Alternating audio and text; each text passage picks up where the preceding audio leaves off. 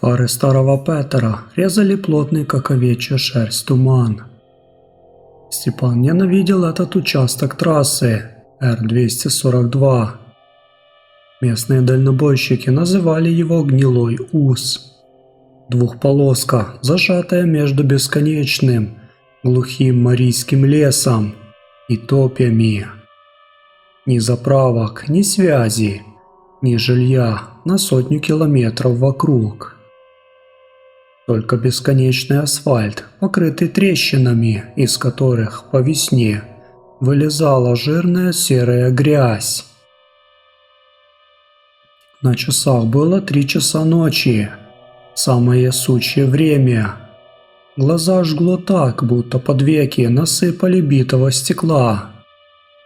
Крепкий растворимый кофе, замешанный на энергетике, в литровой термокружке, уже не помогал. Сердце колотилось в горле, а в голове все равно плыл тяжелый свинцовый туман. В кабине пахло старой кожей, освежителем елочка с ароматом химозной ванили и дешевым табаком. «Давай, милая, тяни!» – прохрипел Степан. Похлопал по пластиковой панели. 12 тонн замороженных полуфабрикатов за спиной давили на хвост, заставляя 30-тонную фуру глухо рычать на каждом затяжном подъеме. Рация трехватка на панели шипела серой, мертвой статикой. Обычно на 15-м канале всегда можно было поймать матерный треп коллег, обсуждение засад гаишников или цен на солярку.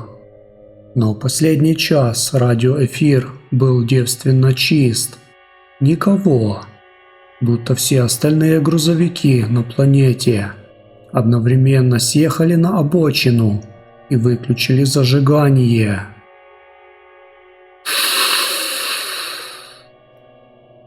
Вдруг пробилось сквозь треск. Степан потянул к регулятору шумоподавления, крутанул его. «Браток, слышишь? Не тормози на 140-м!» Голос в динамике был странным, тонким, сиплым, с каким-то металлическим, свистящим придыханием, словно у человека было пробито легкое. Оно на разделительной. «Кто в канале?» Степан снял тангетку с крючка, нажал кнопку. «Повтори, плохо слышно. На каком километре?» В ответ раздался долгий, захлебывающийся звук. Так булькает вода, когда ведро топят в колодце. А потом, сквозь этот хруст, прорвался короткий, полный дикого, звериного отчаяния крик. Скрип тормозов, скрежет сминаемого титана и тишина. Снова только плотный, жирный шум пустой частоты. Степан чертыхнулся и бросил тангетку на пассажирское сиденье. На приборной панели тускло светился одометр. 137-й километр. До точки, о которой говорил мертвый голос, осталось 3000 метров. Он сбросил скорость до 60. Нога замерла над педалью тормоза. За окном туман сгустился до такой степени, что луч дальнего света просто упирался в белую стену в 10 метрах от капота. Деревья по краям дороги казались костлявыми руками, тянущимися к хромированным зеркалам грузовика. 139-й. Степан почувствовал, как волоски на шее встали дыбом. Воздух в кабине резко похолодал. Из дефлекторов печки, которая секунду назад жарила на полную, потянуло ледяной сыростью и запахом болотной тины. Таким старым, застоявшимся запахом, который бывает в погребах, где сгнил прошлогодний картофель. Фары выхватили из белой пелены дорожный указатель. 140-й километр. Знак был погнут, словно в него на полной скорости влетело что-то огромное и покрыт густой маслянистой грязью. И прямо за ним, посреди дороги, на прерывистой линии разметки, кто-то стоял. Степан инстинктивно вдавил педаль в тормоза в пол. Тяжелый грузовик замертво клюнул носом. Многотонный полуприцеп за спиной заскрипел. Колодки завыли, выплевывая в сырую ночь запах горящего фрикционного материала. Машину повезло, хвост немного повело влево, но Степан удержал руль. Петер остановился в 5 метрах от фигуры. Это была женщина. На ней был старый, выцветший до серости дорожный жилет поверх грязного зимнего пальто. Она стояла спиной к грузовику, низко опустив голову. Ее волосы длинные, спутанные, испачканные в мазуте, свисали почти до пояса. Но ужас был не в этом. В свете мощных галогеновых фар Степан увидел, что ее ноги, они не касались асфальта. Она висела в паре сантиметров над землей. Ее тело медленно, едва заметно покачивалось из стороны в сторону, словно маятник сломанных часов. «Какого черта?» – прохрипел Степан. Руки на руле мгновенно стали мокрыми от пота. Он включил аварийку. Желтый свет начал ритмично резать туман. Вспышка, темнота. Вспышка, темнота. С каждой новой вспышкой фигура женщины меняла положение. Она не делала шагов. Она просто оказывалась ближе. Вспышка. Она стоит в 3 метрах. Теперь видно, что пальто на ее спине разорвано, и сквозь прорехи видны белье, обнаженные ребра, которые шевелятся, будто тварь под кожей пытается дышать. Вспышка. 1 метр до капота. Степан закричал, падая назад на спальник, напрочь забыл про управление. Фигура оказалась прямо перед лобовым стеклом. Она медленно, со страшным хрустящим звуком, повернула голову на 180 градусов. Лица не было, на месте глаз, носа и рта была сплошная рваная рана, затянутая серой гнилой пленкой. Из этой пленки, как черви из трупа, торчали обломки ржавых автомобильных рессор и куски битого лобового стекла, глубоко вросшие в мертвую плоть. Тварь подняла руку и с силой ударила ладонью по стеклу кабины. По триплексу побежала паутина трещин.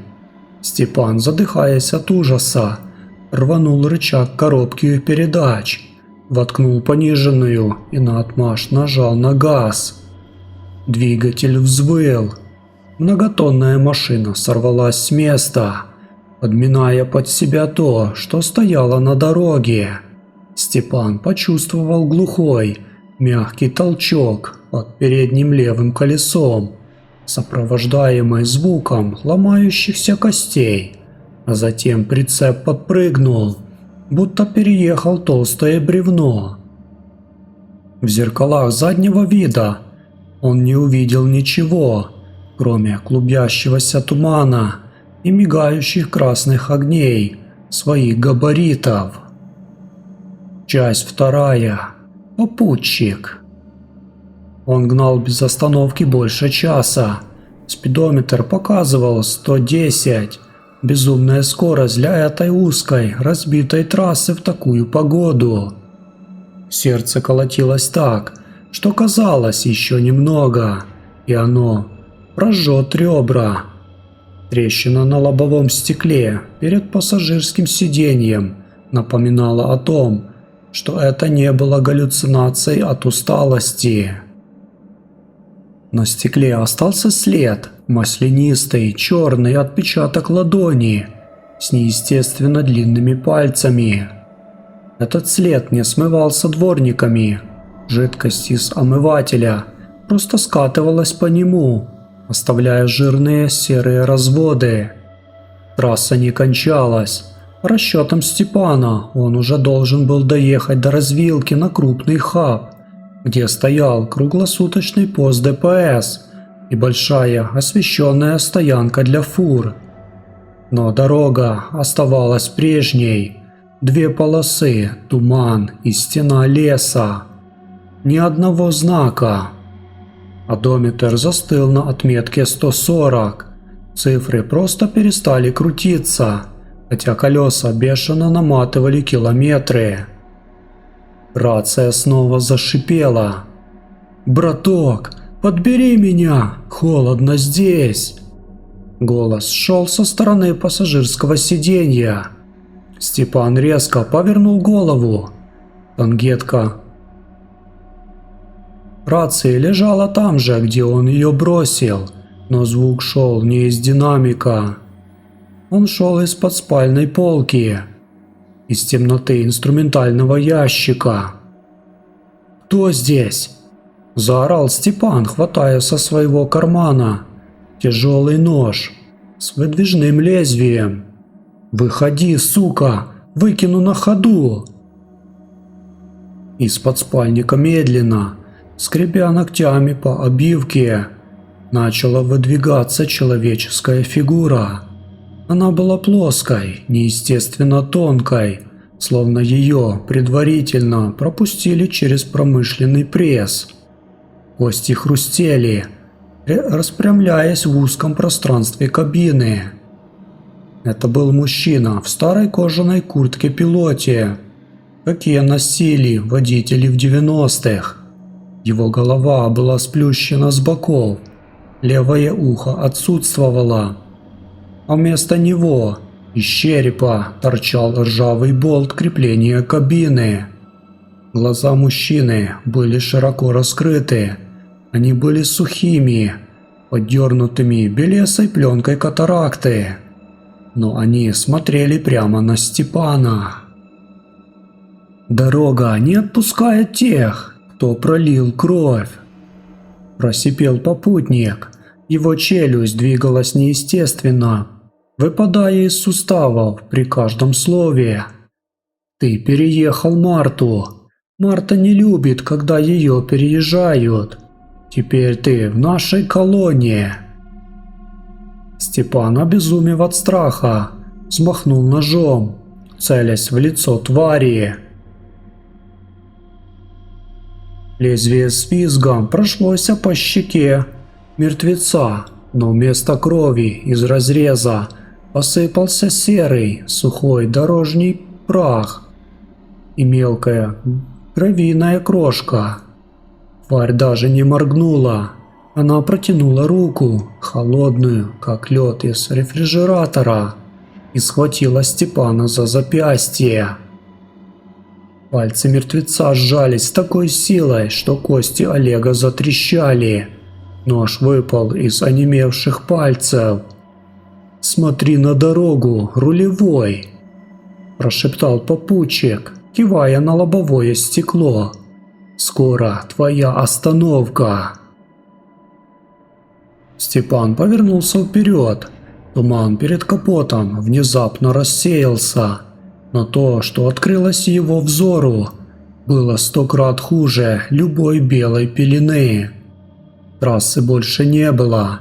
Грузовик несся по бесконечному полю, состоящему из разбитых, покореженных автомобилей. Тысячи, десятки тысяч фур, легковушек, автобусов лежали грудами до самого горизонта под черным, лишенным звезд небом. Из разбитых окон машин торчали руки, ноги, бледные лица. и все эти машины медленно двигались, перемалывая друг друга ржавыми шестеренками, образуя гигантскую живую реку из металла и плоти. И Петр Степана летел прямо в этот индустриальный ад.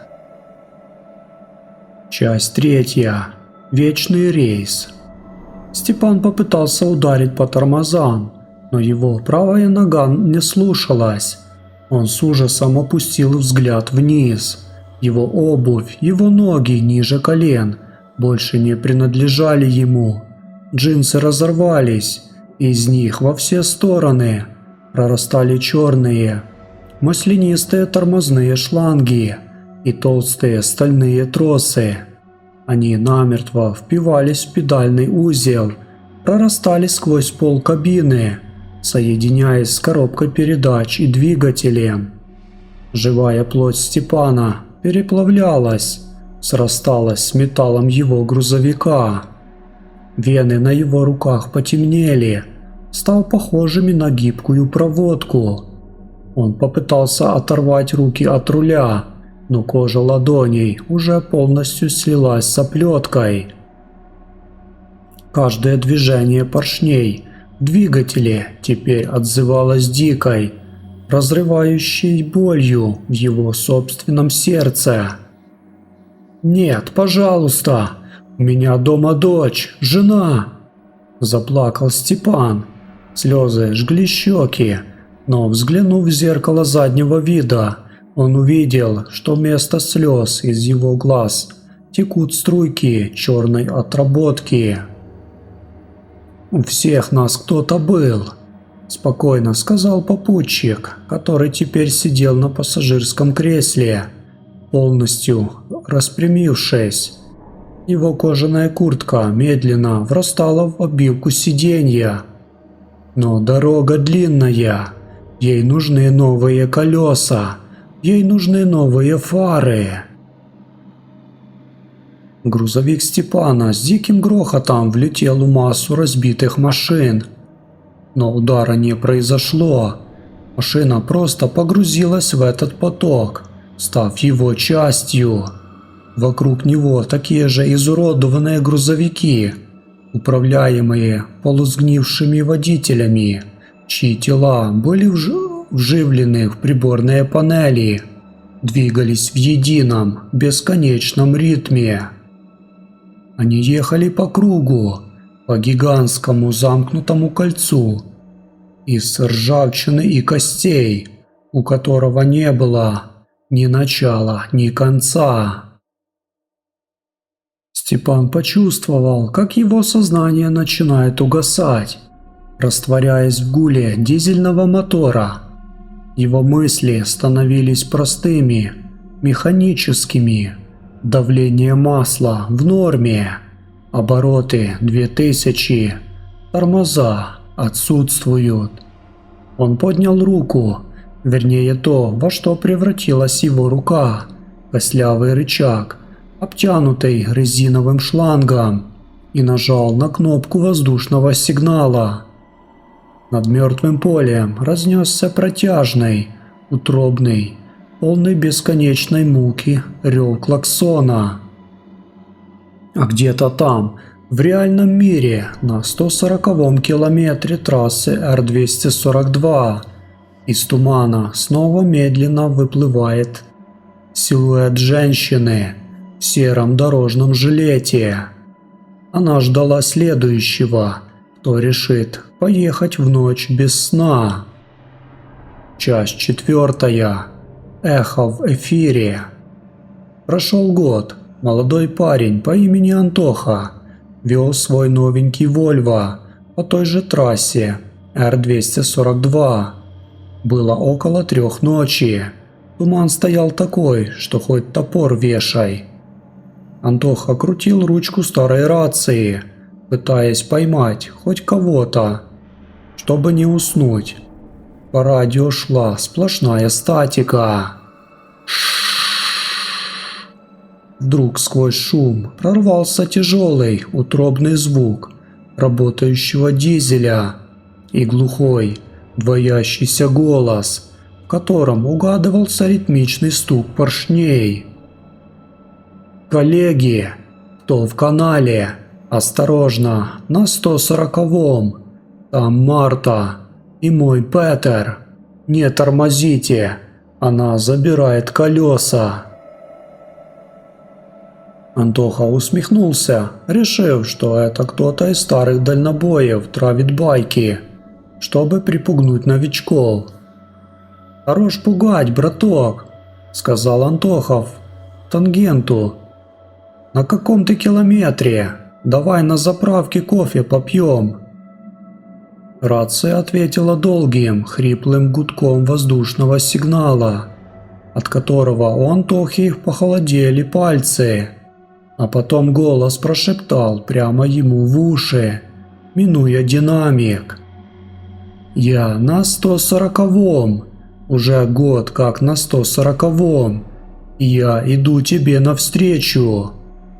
Антоха взглянул на приборную панель, одометр щелкнул, высветив цифру 139. Впереди, прямо посреди белой стены тумана, блеснули два неестественно яркие, мертвенно-желтые фары старого американского грузовика, летящего прямо по разделительной полосе.